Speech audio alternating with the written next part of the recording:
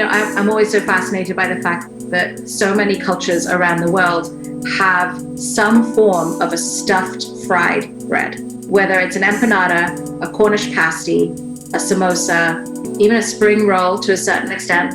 There's something about our human nature that says, stuff it and fry it. Yes. And then for me, as a Christian, I'm like, there's something about that God's like, yeah, right. I made that. I put that in you. Those sorts of things give me hope that like, if we could interact with each other on a food level and exchange ideas or see how similar we are, I think it all points to, oh, that's because one person made us. We're all family, and so his mark is on each of us.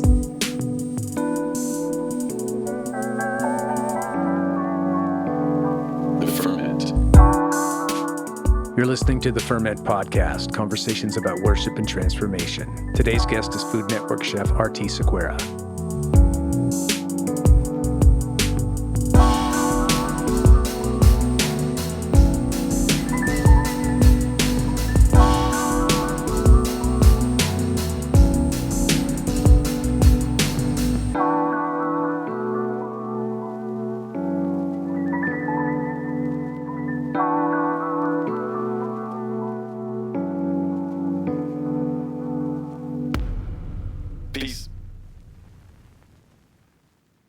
What up, Aarti? Welcome to the Ferment podcast.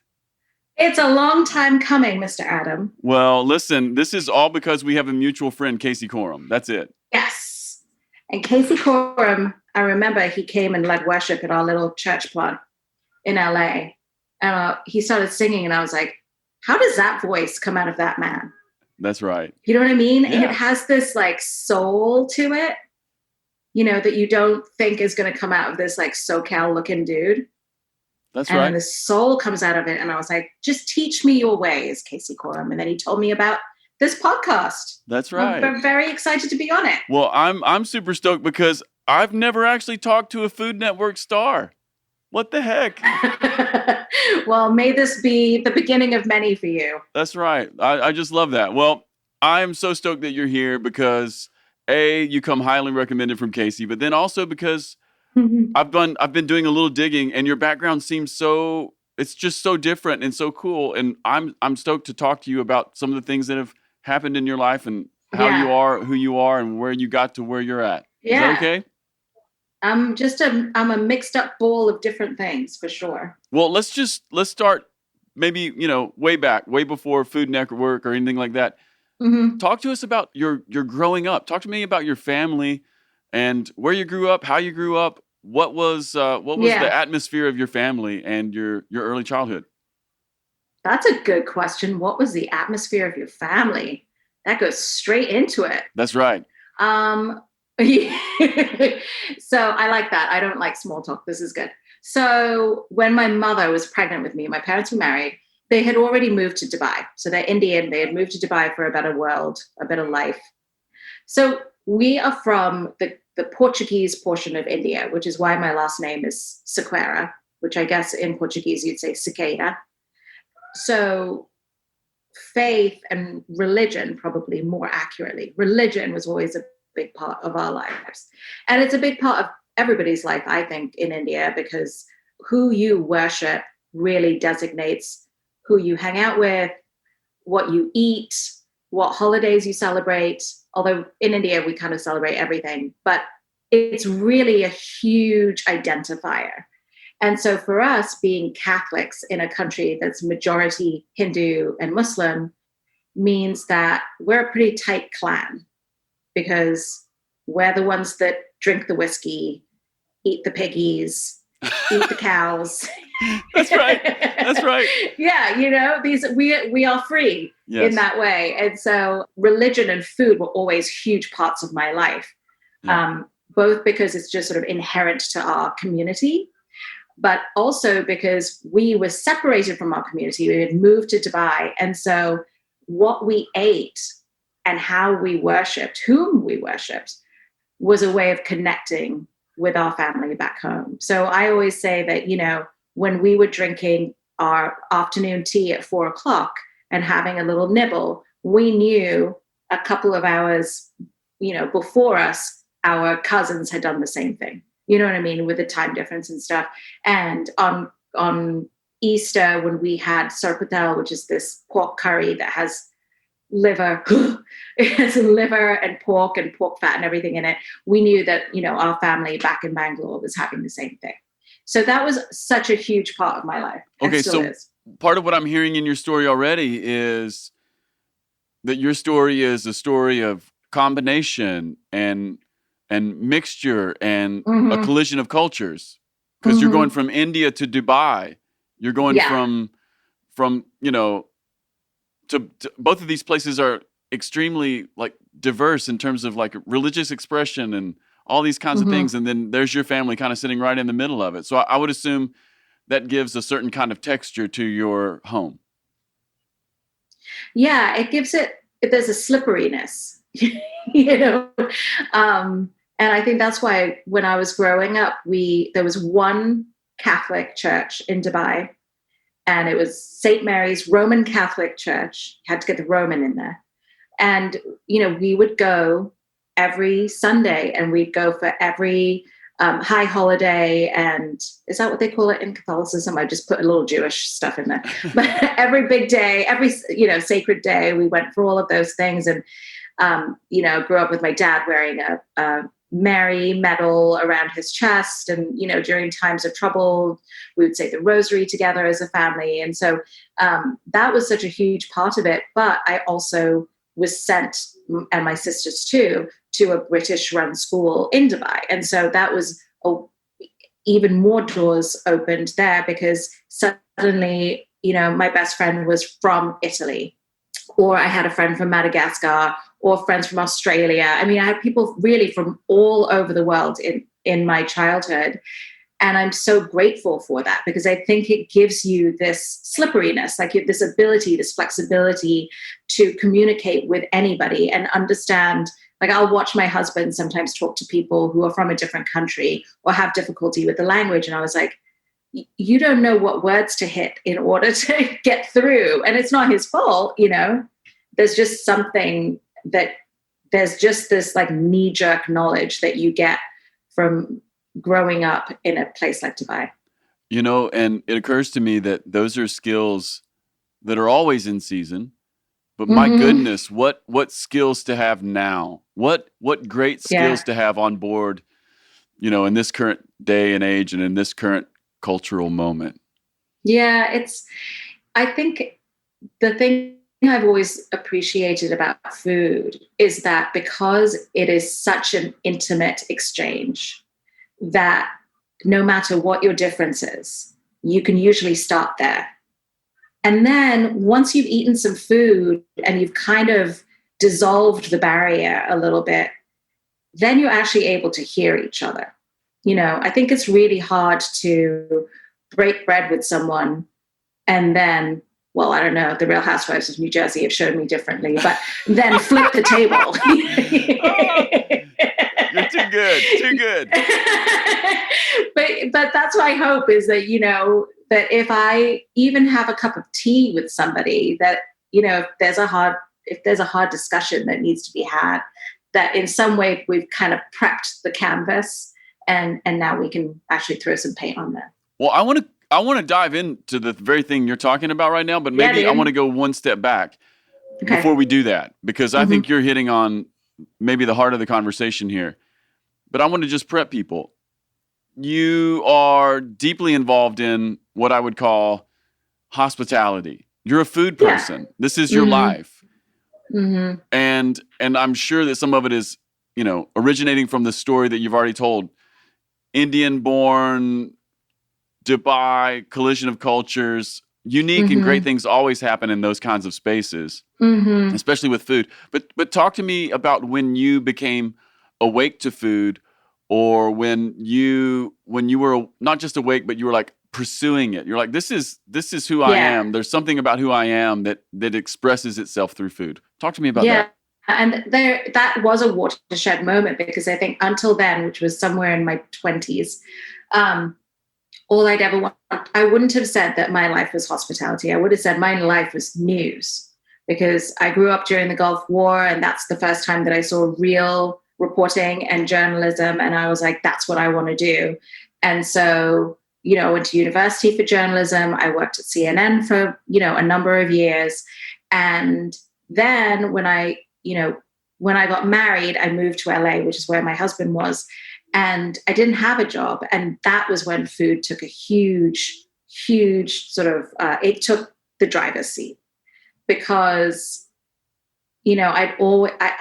I am an emotional eater, and I'm working on it.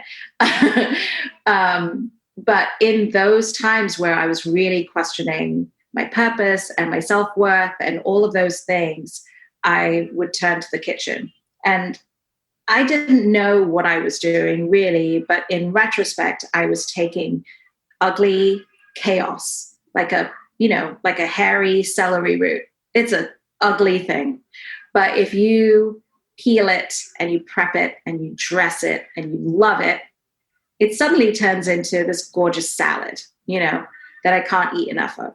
And so that was when food moved into the driver's seat. And I thought, well, I really just can't get enough of this. And I'm really grateful that the internet wasn't as big then as it is now. And phones were not as big then as they were now, because I could so easily see myself just drowning my sorrows on Instagram and just scrolling, numbing. But back then it was like, you got to pick up something to do. Otherwise you're just going to sit there and watch TV. And I was like, I can't be that person that gets into soap operas, because then I'm done. You're funny. It was real though, No, I hear you. I was I hear you. I just know who I am. I have that addictive personality. It's going to be trouble. So that was when food took over. And at that point I was watching a lot of Food Network. I was watching every PBS cooking show I could find. My friend had given me the joy of cooking, and food had always been a part of my life. Like I had a one of those big diaries, like day diaries. And I took after my mom, and I would write down recipes in there that worked. She has bunches of those. And so I would pull that out and write things in there. And so that was when my husband was like, this is really something. And so he got me a gift certificate to a cooking school in the neighborhood. It was a semi-professional thing. And it just taught me soup to nuts how to cook, the real sort of basics and science of it. And that was the first time that I thought, hey, I'm like good at this. And I think I'd like to take a crack at this. Wow. For money. I love that. And that's when it started. Well, I guess I have two questions there.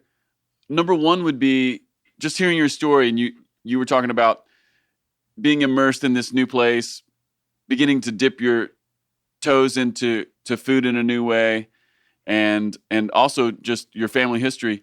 I'd be interested in, who are your heroes in food? Who are your inspirations in food? Is it mom? I'm hearing like maybe mom, but maybe there's some other people. And then of course there's LA, which is everything, right? Yeah, it was everything.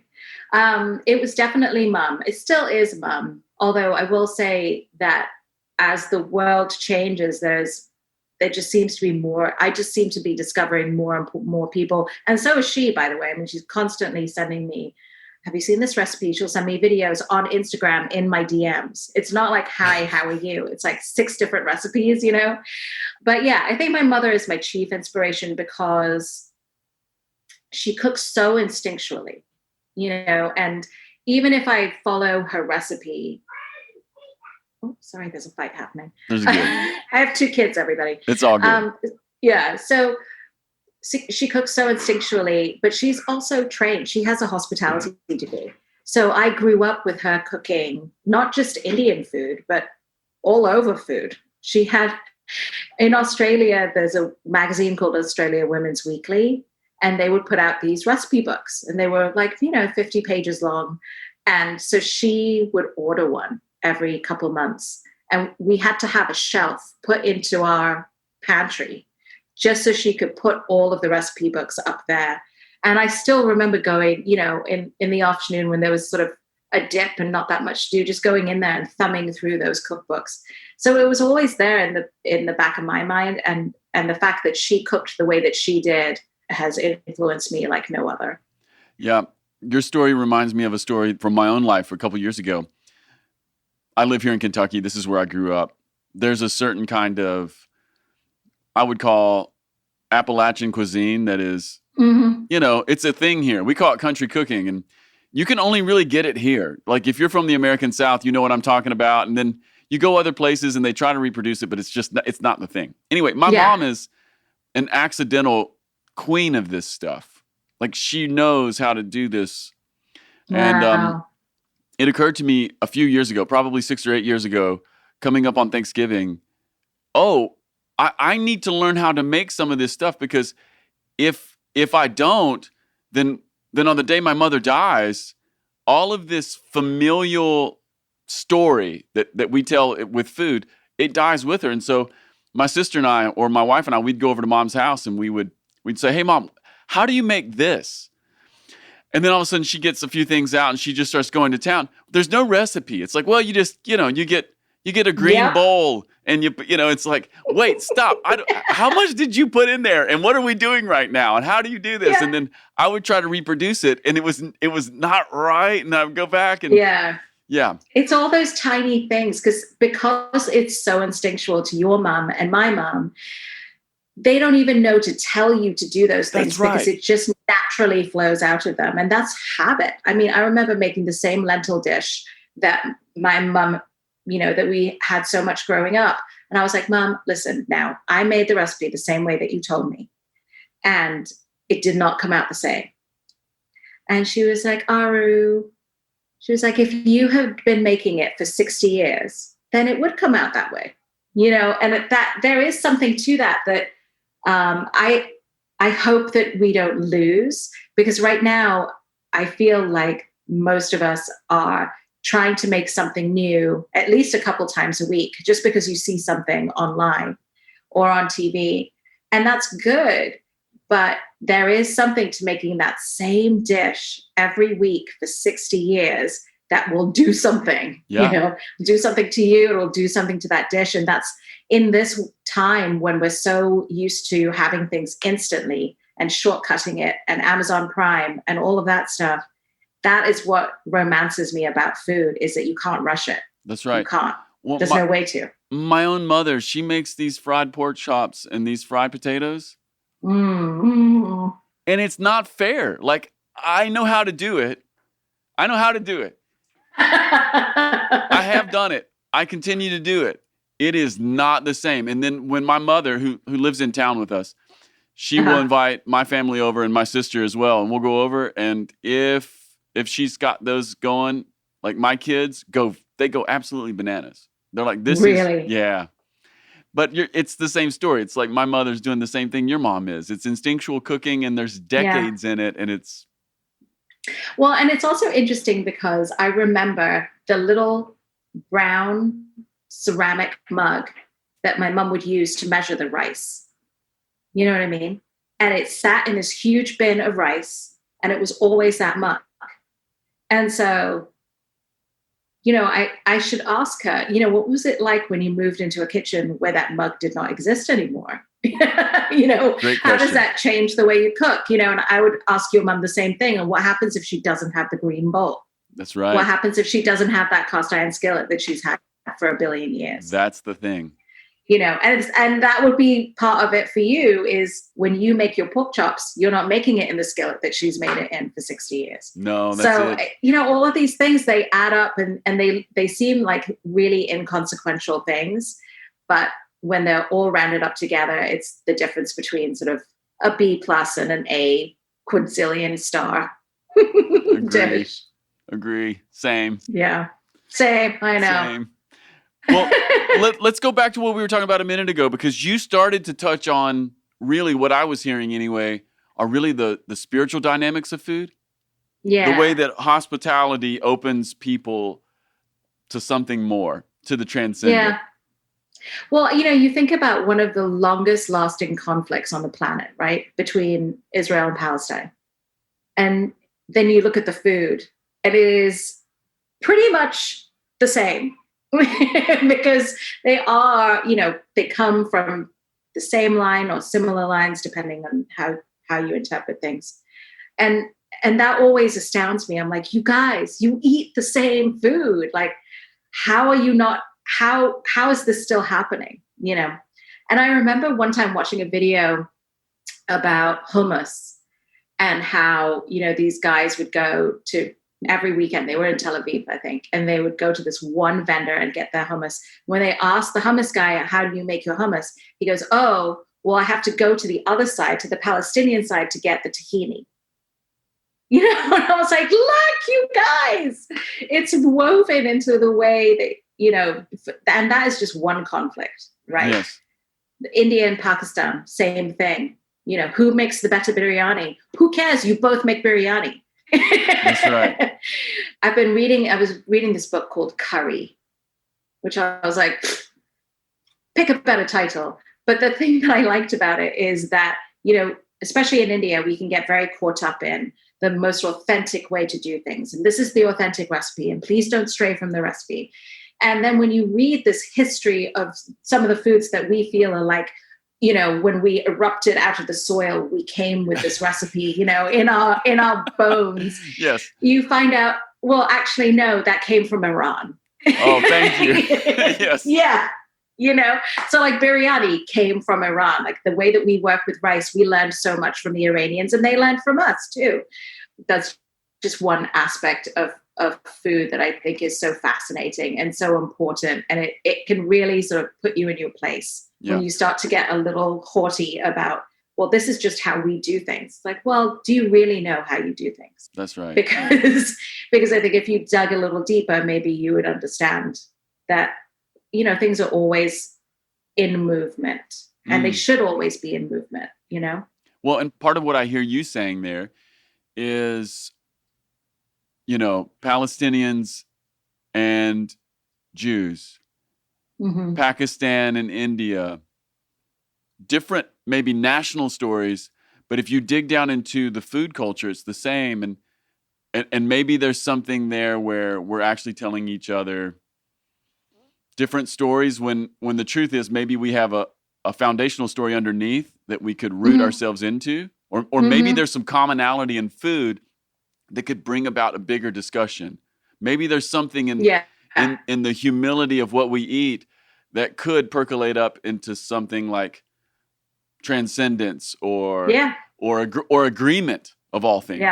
Yeah. I think so. And I think, you know, I'm always so fascinated by the fact that so many cultures around the world have some form of a stuffed fried bread, whether it's an empanada, a Cornish pasty, a samosa, even a spring roll to a certain extent. There's something about our human nature that says, stuff it and fry it. Yes. You know, and then for me as a Christian, I'm like, there's something about that God's like, yeah, right. I made that. I put that in you, you know? And so those sorts of things give me hope that like, oh, you know, if we could interact with each other on a food level and just exchange ideas or see how similar we are, I think it all points to, oh, that's because one person made us. Oh. We're all family, you know, and so his mark is on each of us. Amen. And I just like, that gives me chills when I think about that. No, I love that. I love that. And you know, the other thing that you're reminding me of, Aarti, is that I'm just thinking of the Gospels right now. Because you just in some ways retold the gospel story in kind of a different way, you know? Okay. You know, he's put his mark on us. Like we have this, there's something about human nature that says, stuff it and fry it. I just love that. That may be the new catchphrase for our podcast. I don't know. But you're right. It speaks of God, right? It speaks of there's something else going on here. There's some sort of human inclination. And we have this reflex, this impulse. But while you were telling that story, I just couldn't help but think about all the moments in the Gospels where Jesus is doing his best moves around a table. Like on the road to Emmaus, the two guys who don't recognize Jesus when he's with them, telling them about the Bible, they become aware of who he is when he breaks the bread in their house at the table. Like that, what? Get out of here. Get out of here. It's like, there's something here for us. And not only that, but like I'm thinking of the Syrophoenician woman in the Gospels as well, who's like, basically that's gospel speak for not a Jew, the wrong person. And it's in one of the Gospels, like Jesus has gone away with his disciples and he's basically on vacation, and the Syrophoenician woman comes in and says to Jesus, right in the middle of everything, hey, why don't you heal my daughter? And Jesus gives her this pretty rude answer. Like he says to her, well, it's not right to throw the children's bread to the dogs, which is as rude as it gets. It sounds so rude. It's a hard moment. And then the woman comes back to him and says, yeah, but even the dogs get the crumbs that fall from the table. And it's like, and Jesus is like, for an answer like that, what in the world? Your daughter's healed. And there's some kind of connection here with like healing, food, tables, revelation, knowing, transcendence. I'm running out of words, but it's connected to this thing you're talking about. Yeah, it's magic. I mean, I remember one time I was doing an Instagram thing, and I was like, I'm about to say something, and if your kids are around, you maybe shouldn't let them hear this. I like where this is going already. I know. So warning, Ferment listeners. Yes. But yeah, I think there's something so intimate about eating with someone, because I think it's more intimate than sex, because especially if you're the person that made the food, right? You made the food with your own hands, and now that food is going into that person's body to places you can't touch. That's right. That is like, I mean, you are getting on the inside of someone in a way that nothing else can, not even sex. Yes. So, and we think of that as the most intimate thing that we can do, So there is something, and my favorite moment is when Jesus grills fish for the disciples after he comes back, right? He's sitting on the shore and he's grilling fish. And I was like, Jesus cooked? I was like, did you salt bay that? Yes. Did you put a little lemon on it? Yes. There is definitely something about, the fact that he likened his body to bread and his blood to wine. Yeah. The fact that he talks about heaven as being a feast. The fact that, the Last Supper was the Last Supper. That was how he wanted to spend his last moments with his people. When you think about it that way, you can never, ever say to someone again, hey, want to go grab a bite? Oh, kills me every time. Yeah. Because I'm like, no, this is not what it is. I remember watching a video of a French woman, and she was sharing her tips for, feeling like being skinny like a French woman, right? And she said, one of the things she said was, I sit down to eat my meals at lunch. And lunch is the hardest, I think. I sit down and I eat my meals. I don't eat it on the counter. I don't eat it over the stove. I don't eat while I'm driving. I don't do anything else. I just sit there and I eat. And I was like, dang, I need to do that, because I think it slows you down and it gets you back in touch with that rhythm. Who made this food? Where did this food come from? What does it do for my body? Why? I think all of those questions, if you have the presence of mind to ask them while you're eating, are very healing for your spirit. Oh, amen. Amen. Yeah. It also reminds me of, because you mentioned resurrection a moment ago. When Jesus shows up to the disciples, and the doors are locked, by the way, and Jesus appears. He appears. I love that. Apparently he can do that. But one of the very cool parts of the story in the Gospel of John is he asked the guys, you got anything to eat? You got any fish? Which is to say that eating and drinking go into the eschaton. Like resurrection life will not be divorced from this. Like the good stuff now will be the good stuff then. Yeah. I mean, I can't wait. Same. I can't wait, Same. I was talking to someone the other day about, how they say you're only using like 6% of your brain or whatever it is. Yeah. I'm like, that other 94 is going to be on fire when we go up there, because then we'll taste things we've never tasted. We'll drink things we've never had and see things we've never seen. And it reminded me of, I don't know if you've seen these videos on Instagram of the groom who gets given a pair of glasses by his bride and he's colorblind. Those are, oh my gosh, I just start weeping. yes. Weeping. And when the groom says to the bride, you see this all the time, and he just starts weeping, and I'm like, that's what it's going to be like. Yes. That's what it's going to be like. And as someone who is an eater, a professional eater for reals, like, I just can't even imagine.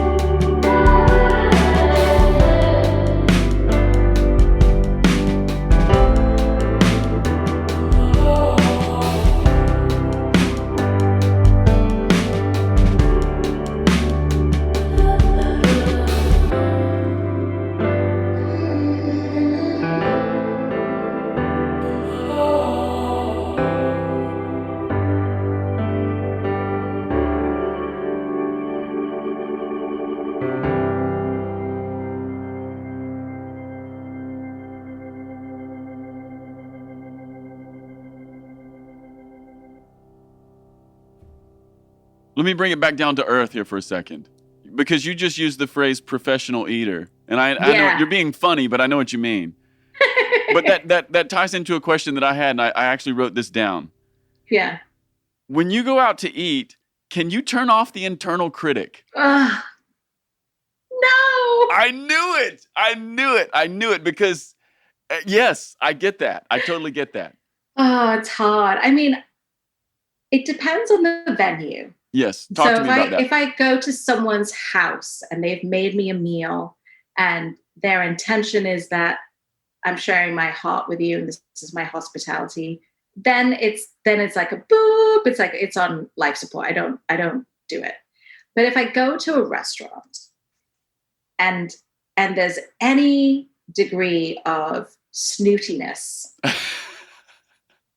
in the preparation or the presentation of the food, then it's like boop, boop, boop. It's like my heart is beating and I just can't help it. I get it. And, and I don't know whether it was as strong a muscle before I started judging. So I started off as, I had a YouTube cooking show, and then I competed on Food Network Star, and then I won, and then I got my own cooking show.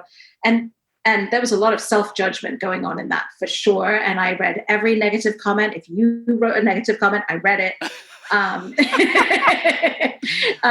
And so, because that's how I fix it. That's how I adjust. Then when I became a judge, I felt, well, now who am I? And I remember Guy saying, because Guy's Grocery Games, I think, was the first show I ever was a judge on. And he was like, you have every right to be here. He goes, you can taste things better than a lot of people I know. You have every right to be here, so stop it. I was like, okay.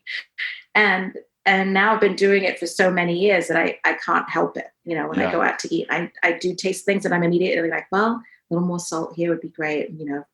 If they maybe fried the shrimp instead of poaching it. I just can't help it. I get it. But the cool thing is that I'm realizing, well, I could just do that at home now. Like sometimes when I go to a restaurant, someone has such a great idea of a dish, but they don't know how to execute it. And the thing is, like, now I know how to execute it. I wouldn't have had that idea, believe for you, but guess what? I'm going home and making it. That's right. That's it. That's how creativity works as well, right? Because sometimes someone's performance, whatever that is, musical performance, artistic performance, dish, things they cook, things they make, wines they make, it gives us ideas that we never would have had before. And it might inspire us to a thing that we couldn't have imagined without the experience of them presenting whatever it is they present. Yeah, and that was what was so helpful to me about that curry book that I was reading, is this idea that there's no original recipe. Or I would say there are very few original recipes, especially at this point in 2020. We're not reinventing the wheel here. We're just adjusting it by degrees. And so I would put a lot of pressure on myself to come up with these brand new ideas of recipes. And I do think that there are chefs out there who do that. And to me, they're very intellectual cooks. And my husband is a bit of an intellectual cook. He's a creator and an actor, an idea maker. And so he'll come up with this idea of a dish. And I'm like, even last night I had made something and he was like, it would be really good if you took Rice Krispies and you put them in brown butter and then you sprinkle them over the top. And I was like, okay, I know what you're saying, but I'm trying to think of a version of that makes sense to the story of this dish. And then he looked at me and I was like, I know, it's super pretentious, but there's a story in this dish and Rice Krispies doesn't make sense in it. Oh, too good. I know that one time, my wife and I, we were at a restaurant that will go unnamed. It was maybe a little famous, one of those kind of places. Fun. But when we left, I couldn't help but feeling that some of the food was more tortured than, I'll use your word, storyfied, The embodiment of some particular story. It felt flexy to me. Yeah. That happens. Yeah, which is fun. It's fun, but it's not my favorite. Well, it's hard because I think there are aspects of art that are, it makes sense when it's flexy, right? It makes sense and it's fine and it's its own thing. Food, because it comes from the hearth and from mothers cooking for their children and fathers cooking for their children and grandparents cooking. There is something so, I just come back to that same word, so heart-centered and so intimate that comes out of that. So sometimes when food doesn't come from that same place, it doesn't feel satisfying. I've been to meals like that at restaurants where we saved up to go. And then we left and we all went and got a roast beef sandwich afterwards. Yeah. Yes. And I don't think that was just because, the portions were small. I think it was because we were missing that. We were missing someone who loved making these roast beef sandwiches, making them for us. Yeah. So I think you're right. I mean, I think there's something there. I was thinking about your question about, does the critic ever turn off? And I was thinking about it in terms of music, because at the church plant that my husband and I helped, we were part of the team, and Casey came and led us. And he was like, why aren't you leading this? And I was like, because I don't want to. And I don't think I'm good enough, And I was like, my musical ability is great for this purpose right here. But my musical ability is not where it needs to be for like a professional level, and definitely not in a leadership level. And I think there's something about that with cooking too. Like, what's the venue in which it's happening? So there, Casey, I've never forgotten. There you go. I do love that, though. There's a lot of wisdom there. The venue does speak to what's appropriate or what's allowed. What the space is telling a kind of story as well. Yeah, and who you're cooking for too. I think, when I try to teach kids about food, I speak very differently than when I try to teach grown-ups about food. And I think the same thing happens when you actually cook the food too, is, you're not necessarily making filet mignon for a crowd that will just be like, it's just a dry piece of steak. And I'm like, yeah, I know. I'll give you a ribeye. Well, let's shift gears here again, just for a moment. Obviously, our whole conversation has been, I think, steeped in spiritual notes, and the conversation has centered around Jesus in so many ways. But I would love it if you would just tell us about your life now with faith and your life now with Jesus? What does it look like now? Because you're someone who's made food into their career. You're doing it at like the top levels in this particular way, like this place where food and media mix and meet. And so you're someone who's on TV, you're in front of cameras, you're doing that for a lot of people. And I'm interested in how maybe the life of faith plays in those spaces. So, I grew up Catholic, but I didn't really hold hands with Jesus until I was in my 20s. I just was sort of like, oh, he's up there and I'm down here and I don't even know if this is real. So to come in your 20s, I think is such a great time because you think you know everything and you read it and then you come crashing down and you're like, I know nothing. And I feel like I have that over and over and over again. Now I'm 42, just like you. And I have 2 little girls. I have a 6-year-old and a 4-year-old.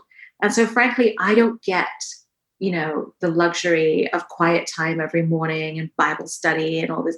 And I thought that there was something wrong with me until I heard someone, like an older woman, like in her 60s. She was like, no, that's not for you right now. That's okay. It literally is not possible.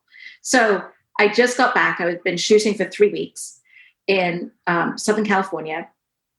And so that felt like a vacation because I had no one coming and waking me up in the middle of the night. I had no one screaming for me to wipe their butt. Like it just was just me. And I found myself actually kind of losing my mind a little bit because it was just too many thoughts and all the quiet in the world for them to replicate. And so I did find myself praying a lot more and spending a lot more time with the Lord. And what I found recently is, first of all, when I walk on set, I always pray before I walk on set. And my prayer is always that he would shine through every pore of my body and that the Holy Spirit would hang heavy. Like how the mist hung over the Garden of Eden, that the Holy Spirit would hang heavy in that room and people would feel this crazy joy and freedom. And they would wonder where that came from. And maybe in some way, if that led to a conversation with me, great. But maybe if it leads to a conversation with someone else, actually even better, because I always feel like I'm inadequate to answer questions. So that's one way that it's a huge part of my life now. And I bring it to set every time for me and for everybody else, because this whole career was such a surprise and such a miracle and such a came out of left field kind of thing that I feel responsible. I was thinking about this idea of like how people are like, well, I have a gift for public speaking, or I have a gift for playing piano. And that gift is not yours. A gift is something that was given to you. And the way that God gives gifts is, I give you this gift for my purposes. So you can't leave it under a basket. And I always felt like if I let my gift shine too much, or if I was too proud of it, then it would lead to arrogance. And I'm starting to let that go. And so this most recent time on set, I just let it fly, and it felt so good, and it lifted people up, and that then gifted me again with joy. So it was just this sort of water wheel that just kept going and going. I don't know if that makes any sense. That makes a ton of sense. And I just want to reflect a couple things you said, just so that everybody can kind of gather around it, because you said a couple things there I think that were really, really important. One had to do with stations of life. You're 42, you've got a career, you have 2 little kids. And so maybe you don't read the Bible every morning. And then the older lady told you, yeah, duh, that's okay. People need to know that there are seasons in life, and it isn't always just spring. Sometimes it's like summertime when you got to work and cultivate the field, right? Yeah. And I always feel like, well, if I haven't put in the work, which is sort of this, psychological term for my friends who I have friends who are really deeply steeped in psychology and psychiatry and And they're always talking about doing the work. And I think that's kind of worked its way into my system too. And so I'm like, if I haven't done the work, then when I really need God, is he going to come through because I haven't put in the work? I haven't fed the meter. And that's what he keeps showing me over and over again. It's like, dude, I don't work like that. You're my baby. I'm always going to be there for you, you know? And every time he does that, I'm just in tears, like sobbing in my trailer. Like, I can't believe you showed up for me this way. Yes. You know, when I haven't put in the work. So I'm starting, even in talking to you right now, I'm starting to realize I need to let that go from my thinking, because that's not God's economy. No, it's not. I mean, that's more in line with, it's fairly Darwinian. If we're just right down to it, it's fairly Darwinian. It's fairly like extreme capitalistic, you know, you get what you deserve, Aarti. Right. You didn't do it, now you're on your own. Mm-hmm. And the gospel of the kingdom of heaven is that precisely when you didn't do it, couldn't do it, maybe didn't even want to do it, Jesus did it for you. Right. And we'll keep doing it for you. Mm-hmm. I'm preaching. You know, and I'm just like that. Yes, you are. Yes, I'm getting chills. Too fun. I'm like tearing up a little bit. I'm like, yes, keep going. Too fun. It's true. It's true. And it's beautiful, you know, and I think when you can share that with people who, that's the thing is, you know, that whole thing about Jesus was a man of constant sorrow. And I think that's because, you know, he looked around, he saw all these people struggling with things that they didn't need to struggle with. There are things that we are meant to struggle with. I do believe that there is a purpose for suffering, but they were struggling with all this unnecessary stuff, you know? And I was like, if you would just let that go, you would feel so much freedom. And then you can come on over and deal with this other stuff. And even that stuff you deal with in his presence. And he pulls the cart along for you. That's right. And isn't that part of the Christian message? It's not just that we avoid suffering. I mean, the Christian message is just to what you said. We're going to get suffering, but the good news is we don't have to suffer alone. Jesus will be with us, and no one suffers anything that Jesus hasn't already experienced in his own life. We have a God who knows. That's the Christian message. Yeah. So the 2 nights ago, we were at my in-laws' house, and my littlest decided to go walking along like a wood pile barefoot.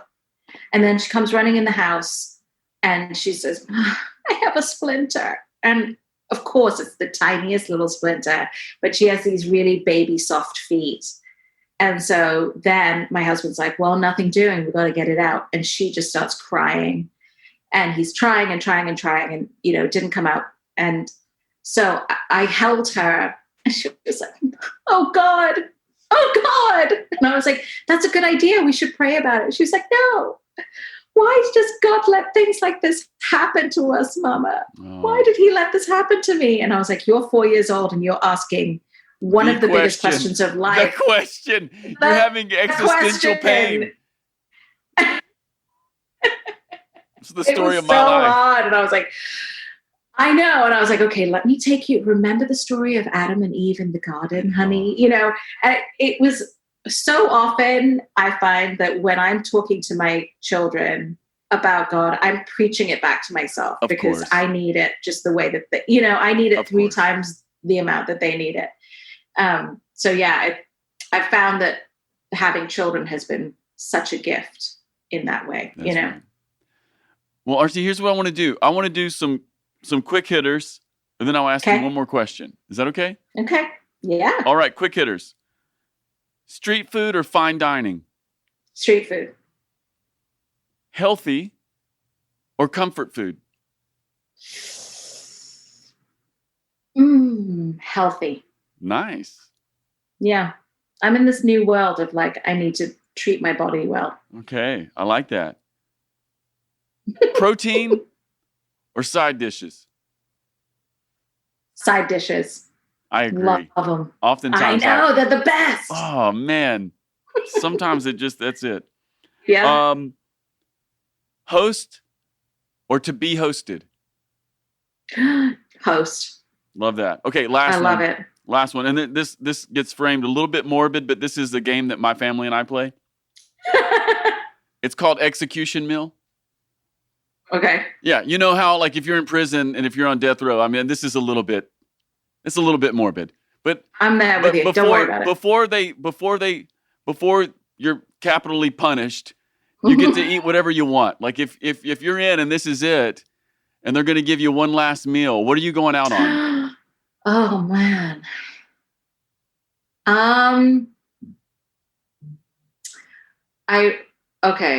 It would probably be my mum's lentils, that same dal that I was telling you about earlier, because no one can make it like her. With this very particular vegetable that you can only get in my hometown that's like a little sour. Oh my God, it's so good. So like, yeah, those lentils, some rice, papad, which is a fried chickpea wafer type of thing, and thenlis, which is another kind of little vegetable you can only find in India. I would just go straight Indian, vegetarian, made by my mama, and then I'm ready to go. There you go. I love that. Yeah. I love that.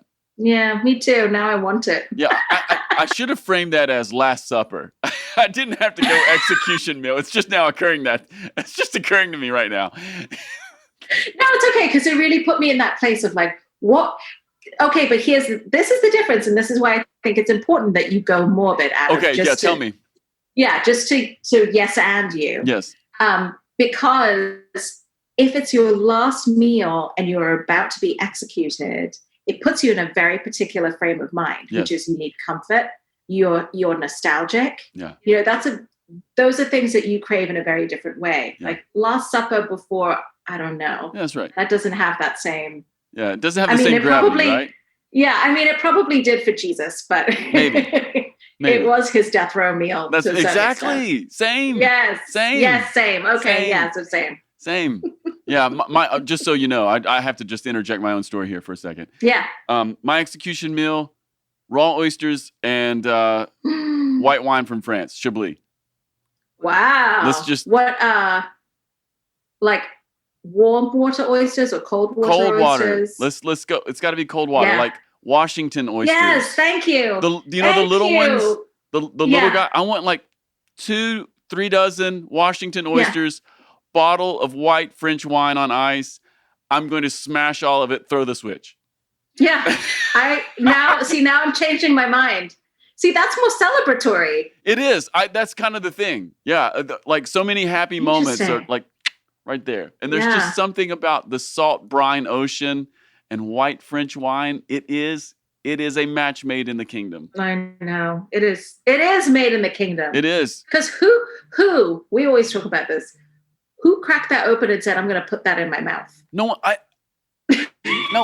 Tell me about it. Tell me about it. I mean, unless you were inspired by the Holy Spirit, I don't understand why you'd ever put that in your mouth. And just to yes and that, I didn't buy the idea of food and wine pairings. You know, I would read these articles and they would be like, well, you need this with this. And yes, there are rules. And yes, the rules are made to be broken and blah, blah, blah, blah, blah. Yeah. But I never really got it until I did. And one of my big aha moments was raw oysters and white wine. And I was just dumbfounded. Raw oysters and Chablis, Chardonnay, that's just, give it to me. Oh, now I want it. You know, Raleigh has a lot of oysters, and they're good, but man, those little cold water oysters they're a whole different thing. You and I agree. Okay, last question. Everybody in the South's going to come at us, but that's okay. That's fine. Send them my way. Come on. Come on, because come at me. We know what our death row meal is already, so come on. Okay, Aarti, last question. And this is the question that everybody is getting at the end of the podcast this season. It's a big one. All right, I'm ready. Aarti, what's the dream of your heart? Oh, no. What's the worst question. What's the dream you're carrying?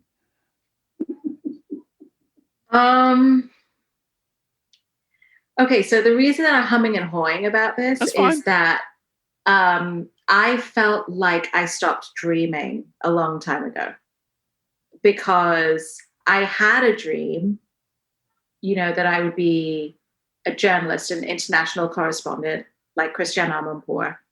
And then when my career at CNN ended, I felt like that dream died. And along with it, the bravery to dream, because dreaming, when the dream doesn't come true, it hurts a lot, And so I stopped. And in a way, the upside of that is everything that happened after that, this career, my children, the whole thing has been beyond anything I could have dreamt of. So a little part of me has felt like, hey, that's positive feedback. Just keep doing what you're doing. But I also feel like I'm at the point now where I don't think I'm going to get to the next level unless I have the courage to dream and go for it, So I think my dream is just to have an empire, but the empire is kingdom-minded, meaning we serve a servant king. So my empire would be servant-minded. You know what I mean? So everything that I would make, put out, produce, all of that would be with that mindset of like, how can I serve you? And how can I help you serve others? I think that's kind of where I'm going. But apart from that, I mean, I want to be able to provide for my children and for my parents and my husband and myself. And I keep it kind of simple for now. It's beautiful. I hope so. Beautiful. In those moments where I have a little Bible study, I feel like I get these very, very important messages coming through. And so I'm like, okay, they may be few, but I think that they're jam-packed. And so I need to hold on to those, Amen. Well, Aarti, thank you for doing this. Thank you, Adam. This is so much fun. So good. Yeah, I love that we went straight to the meat of things. Oh, look, man, there's no fluff here. We go straight into the heart. I love it. We go straight into the heart. Unless it's marshmallow fluff, which I'm a big fan of. Listen, how are you not going to have some of that? How are you not going to have a fluffernutter in your life? That also might go on that execution meal. Hello? Well, okay, we're still rolling. Tell me what that is.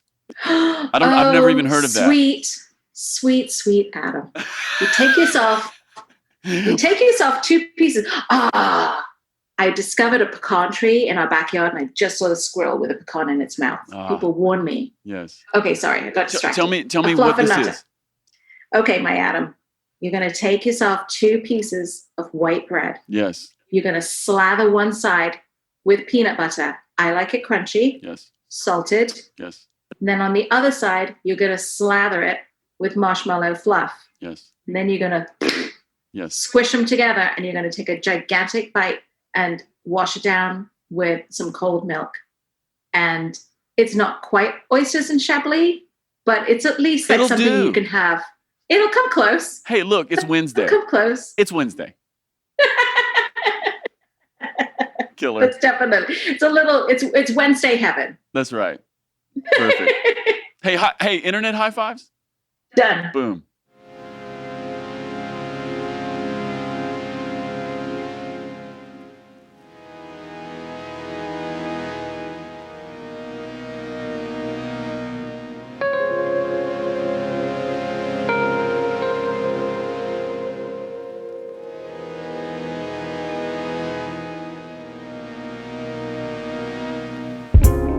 Hi everyone, this is Melissa Keller, Events Director for Vineyard Worship. If you've been enjoying the podcast, I've got a couple of ways you could really help us. First of all, review the podcast on iTunes or the podcast platform of your choice. This helps more people find us. Also, connect with us on social media, Instagram at the Ferment Podcast and Twitter at FermentCast. Thanks for listening. See you next time.